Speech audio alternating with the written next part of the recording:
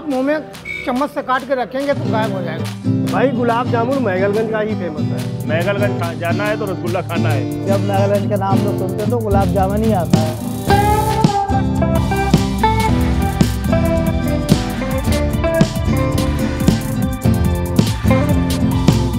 आप लखनऊ से निकलेंगे तो आपका रास्ते सीतापुर पड़ेगा, उसके बाद में आएगा मैगलगंज, लगभग 125 किलोमीटर पड़ेगा। और यहाँ से जब आप बरेली से आएंगे तब भी 125 ही पड़ेगा, बिल्कुल मिडिल में है ये। केवल मैगलगंज गुलाब जामुन की वजह से जाना जाता है। अगर मैगलगंज में गुलाब जामुन की दुकानें बंद हो जाएं तो मैगलगंज में कुछ नहीं है, गांव है पुराना गाँव। इसकी कोई चर्चा नहीं, केवल गुलाब जामुन के ही जरिए से ये सब जाना जाता है।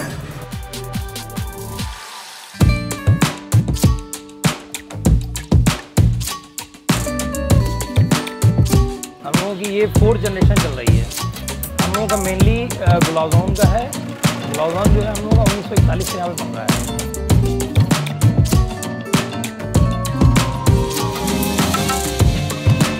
गाय और भैंस का मिक्स खोया होता है, उसको मिक्स कर लेते हैं, हाथ से खूब मलाई करते हैं। मलने के बाद में उसमें सोडा आवश्यकता अनुसार जितना पड़ता है उसमें सोडा और 200 ग्राम 1 किलो के मैदा लगाते हैं। उसके बाद उसको आटे की तरह गूँथ लिया जाता है। आटे की तरह गूँथने के बाद में उसमें छोटी छोटी लोई काटी जाती है।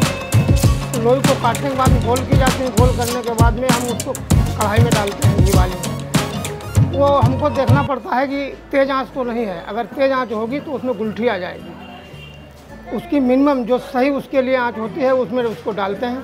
और डालने के बाद में जब वो घी से ऊपर आ जाती है फिर थोड़ी सी आंच बढ़ा के हम चलाते रहते हैं उसके। एकदम जब गुलाबी कलर में हो जाता है तब हम उसको निकाल के चाशनी वाली में डालते हैं। चाशनी इसकी जो है वो 1 तार की बनती है, बिल्कुल पतली चाशनी बनती है। उसमें डुबो देते हैं इसको। उसमें डुबोने के बाद में जब पूरी तरीके से फूल जाता है, जला पी लेता है मतलब, उसके बाद उसको निकाल के दूसरी कढ़ाई में डाल देते हैं।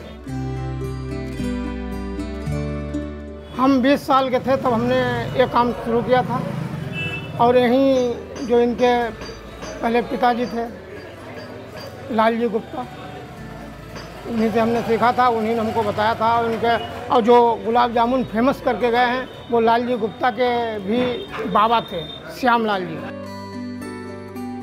मैगलगंज का नाम जो है पहले था मैकलगंज। यहाँ पे हमारे बाबा लोग बताया करते थे, यहाँ पे एक अंग्रेज़ था लॉर्ड मैकाले, तो उनके नाम से बना हुआ था ये मैकलगंज। अब ये धीरे धीरे चेंज होके अब ये हो गया है मैगलगंज। जिस तरीके से पहले बनता था उसी तरीके से अब भी बन रहा है। और इसकी खासियत केवल एक ही है, ये सॉफ्ट बहुत होता है।